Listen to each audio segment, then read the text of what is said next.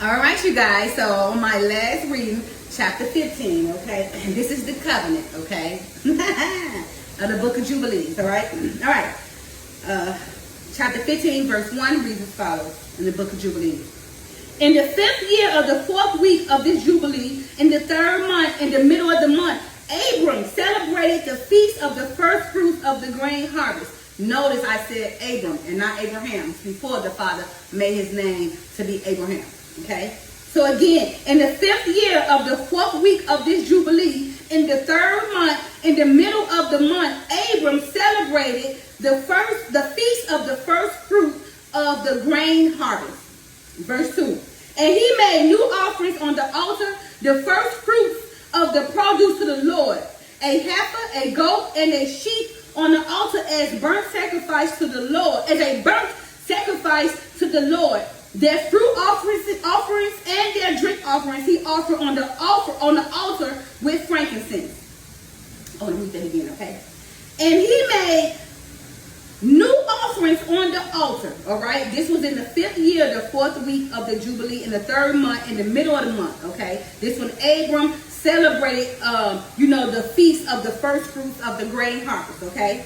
He made new offerings on the altar, the first fruits of the produce to the Lord, a heifer, a goat, and a sheep on the altar as a burnt sacrifice to the Lord. Their fruit offerings and their drink offerings he offered on the altar with frankincense. The Lord appeared to Abram and said to him, I am God Almighty. Examine yourself and demonstrate yourself before me and be perfect. I will make my covenant between me and you, and I will multiply you greatly. Abram fell on his face, and God talked with him and said, my law is with you, and you will be the father of many nations. Neither shall your name anymore be called Abram, but your name from now on, even forever, shall be Abraham, for I have made you the father of many nations. I will make you very great, and I will make you into nations, and kings shall come forth from you. I shall establish my covenant between me and you and your offspring after you throughout their generations for an eternal covenant, so that I may be a God to you and to your offspring after you. You may possess the land where you have been a sojourner, the land of Canaan. Remember I told you about the land of Canaan. The land of Canaan was for the land of Shem, but Canaan took it upon himself and took Shem land and named it the land of Canaan. That's why Abraham was given the land of Canaan back, because it belonged to Shem in the beginning, in the first place, and Abraham comes from the lineage of Shem. Okay, you may possess the land where you have been a sojourner, the land of Canaan, and you will possess it forever, and I will be their God. The Lord said to Abraham, keep my covenant, you and your offspring after you, and circumcise every male among you, and circumcise your foreskins, and it shall be a token of an eternal covenant between me and you. And the 8th day you shall circumcise the child, every male throughout your generations. Him that is born in the house, or whom you have bought with money from any stranger, whom you have acquired, who is not of your offspring, he that is born in your house shall surely be circumcised, and those whom you have brought with money, and those whom you have bought with money shall be circumcised, and my covenant shall be in your flesh for an eternal ordinance. All right. The uncircumcised male who is not circumcised in the flesh of his foreskin on the 8th day, that soul should be cut off from his people, for he has broken my covenant. God said to Abraham, as for Sarai, your wife, her name should no more be called Sarai, but Sarah shall be her name. I will bless her and give you a son by her, and I will bless him, and he shall become a nation, and kings of nations shall proceed from him. Abraham fell on his face and rejoiced, and said in his heart, shall a son be born to him that is 100 years old, and shall Sarah, who is 90 years old, bring forth? Now, with that right there, the Father just gave you guys the age that a man should be above the woman, right? To be suitable, right? Because remember, Abraham was 10 years old,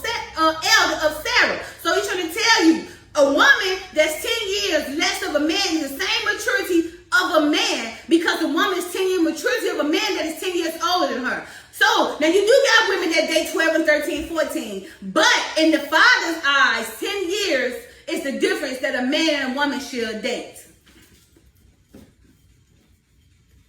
Okay? All right.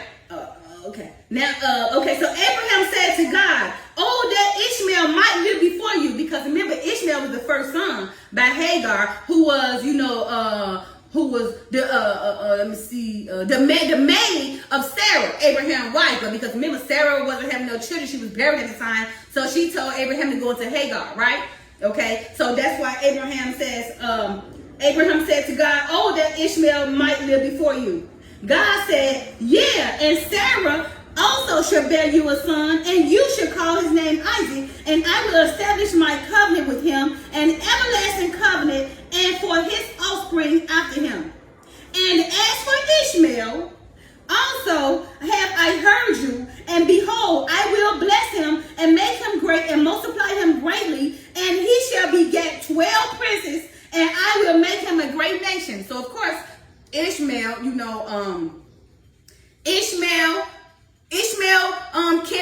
lineage and Keturah lineage, they all intermingled with each other, right? And Jordan, it was and Paran and all that in Jordan, right? And they became the Arabs and the Ishmaelites, okay? Keturah children and Ishmael children, they all intermingled with one another, okay? All right, let's see again. And as for Ishmael, I have heard you. And behold, I will bless him and make him great and multiply him greatly, and he shall beget 12 princes, and I will make him a great nation. But my covenant will I establish with Isaac, whom Sarah shall bear to you this time now, next year. God ceased speaking with him, and God went up from Abraham. Abraham did according as God had said to him, and he took Ishmael his son, and all that were born in his house, and whom he had bought with his money, every male in his house, and circumcised the flesh of their foreskin. On that same day was Abraham circumcised, and all the men of his house, and all those whom he had bought with his money from the children of the stranger were circumcised with him. This law is for all generations forever, and there is no variance of days and no omission of one day out of the 8 days, for it is an eternal law, adored and written on the heavenly tablets.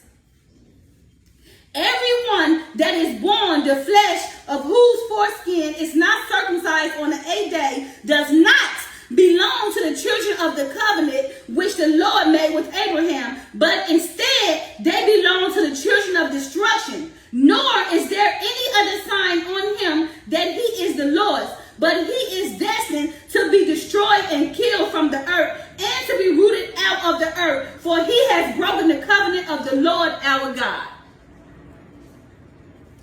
All the angels of the presence of the Lord and all the angels of sanctification have been created, already circumcised from the day of their creation, and before the angels of the presence of the Lord and the angels of sanctification. He has sanctified Israel that they should be made, that they should be with him and with his holy angels. Remember, so he already sanctified Israel, right, to be sanctified, okay, with him and his holy angels, right? He said, command the children of Israel and let them observe the sign of this covenant for their generations as an eternal law, and they will not be rooted out of the land, right? So although we are the chosen seed, we come from Jacob, but we have eternal laws that we have to follow. And that's why the Father said very few will make it. Only very few, right? Because we have Jacob have forsaken all these laws. Now, because many of us has forsaken them ignorantly, we didn't know no better. So you get the time, you get the chance to transgress. You hear me reading it to you. So you know. So no one is ignorant of nothing I'm talking about right now. I'm bringing it to your attention if you didn't already know. And that's when, even when the Messiah said, when he was out there teaching, the gospel, right, to the Pharisees and the scribes. Of course, they were still innocent until the Messiah came preaching. But when the Messiah came preaching to them, or what should be, then all their sins came against them. But before the Messiah came about, there was no sin, right? Because there was no laws or anything. But when the Messiah came teaching, so that they should know what's expected of them, then their sin counted against them. All right. Let's again. Command the children of Israel and let them observe the sign of this covenant for their generations as an eternal law, and they will not be rooted out of the land. 2 minutes. For the command is ordained for a covenant that they shall observe it forever among the children of Israel. Okay? Among the children of Israel. Now listen to what I'm going to say closely, okay?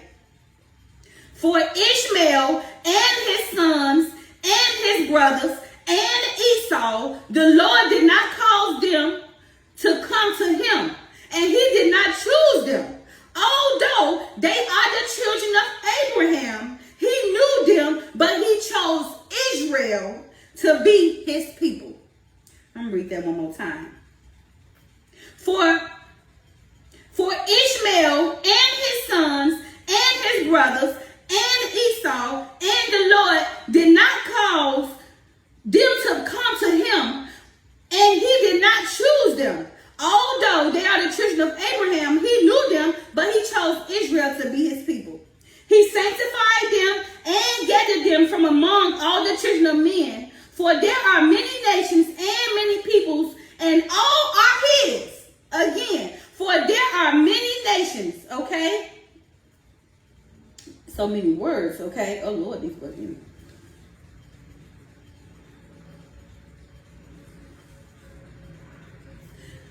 Okay. He sanctified them and gathered them from among the children of men, okay? For there are many nations and many people, and all are his, and over all nations he has placed spirits in authority to lead them astray from him. You see? So he chose Jacob, and over Jacob is who he preserved and whom he should chastise. But all the nations, all the other nations, he have led evil spirits to lead them astray from the Father, right? So that's when the church come in, right? Now, of course, Jacob got to be grafted back in, but don't get the church and Israel mixed up. Don't get the church and Jacob mixed up, because those are two separate things. The church consists of those reaching out to the Father and doing Christ-like things to be saved, right? But Israel and the chosen people and chosen seed are those who are preserved by God, whom he chose. But the church itself are the people who doing the works to be saved, to be made in heaven, right? But God's people are the chosen seed of Israel, from Jacob's seed. All right. Okay, so now again, he sanctified them and gathered them from among all the children of men. For there are many nations and peoples, and all are his, and over all nations he has placed spirits in authority to lead them astray from him. Okay. Now, but over Israel he did not appoint any angel or spirit, for he alone is their ruler, and he will preserve them and require them at the hand of his angels and his spirits, and at the hand of all his powers, in order that he may preserve them and bless them, and they may be his, and he may be theirs from now on and forever. One more time for Israel, okay? But over Israel, he did not appoint any angels or spirit, for he alone is their ruler, and he will preserve them and require them at the hand of his angels and his spirits, and at the hand of all his powers, in order that he may preserve them and bless them, that they may be his, and he may be theirs from now on forever. Only Israel, Jacob. Okay? I announce to you that the children of Israel will not keep true to this law, and they will not circumcise their sons according to all this law. For in the flesh of their circumcision, they will omit the circumcision of their sons, and all of the sons of Beliar will leave their sons uncircumcised as they were born. Okay. Now Beliar, basically children of no value. Children that be led to destruction. Okay. So that's why he's saying that these children become children of Beliar. Children of no value, of no destruction, who forsake God's laws. Okay. Again, I announce to you, the children of Israel will not keep true to this law, and they will not circumcise their sons according to all this law. For in the flesh of their circumcision, they will omit the circumcision of their sons, and all the sons of Belial will leave their sons uncircumcised as they were born. There will be great wrath from the Lord against the children of Israel, because they have forgotten his covenant and turned aside from his word, and provoked God and blasphemed, because they do not observe the ordinance of this law. For they have treated their genitalia like the Gentiles, so that they may be removed and rooted out of the land. And there will no more be pardon or forgiveness to them for all the sin of this eternal era. Read this last verse again, okay? There will be great wrath from the Lord against the children of Israel, because they have forsaken his covenant and turned aside from his word, and provoked God and blasphemed, because they do not observe the ordinance of this law. For they have treated their genitalia like the Gentiles, so that they may be removed and rooted out of the land. And there will no more be pardon or forgiveness to them for all the sin of this eternal era. All right, you guys, that was chapter 15. That was the covenant of Israel. So now you guys should know who are the chosen children, right? Who's the chosen seed? Who receives the inheritance, right? How one will get rooted out of land, right? What's the difference between the church and Israel, okay? What is the Jubilee, okay? What's the eternal laws? The double folded feast, the double-sided two-fold feast, the first fruits and the commandments, right? You know, that Enos or that Seth was the third from Adam, and from Seth's descendants is who started calling upon the Father first, right? And Seth's descendants is the same descendants of Noah and Abraham. And Noah's son Shem, you know, his Shem, you know, begot the chosen seed, you know, the chosen seed nation, right? Because from Shem, you know, because from Noah became Shem, and because from Shem became Abraham, Isaac, then Jacob, who ultimately became the chosen seed of God. So we know that Jacob's seed, or that we know that Jacob's tribe, the 12 tribes, is considered the dowry, the portion, the holy nation, the kingdom of kings, right? That who the Father has sanctified forever. We have also taught the 7th day, but remember I told y'all about the 7th day. The years, the times, and the minutes are all thrown off by 10-year difference, and the year should be 364 instead of 365, right?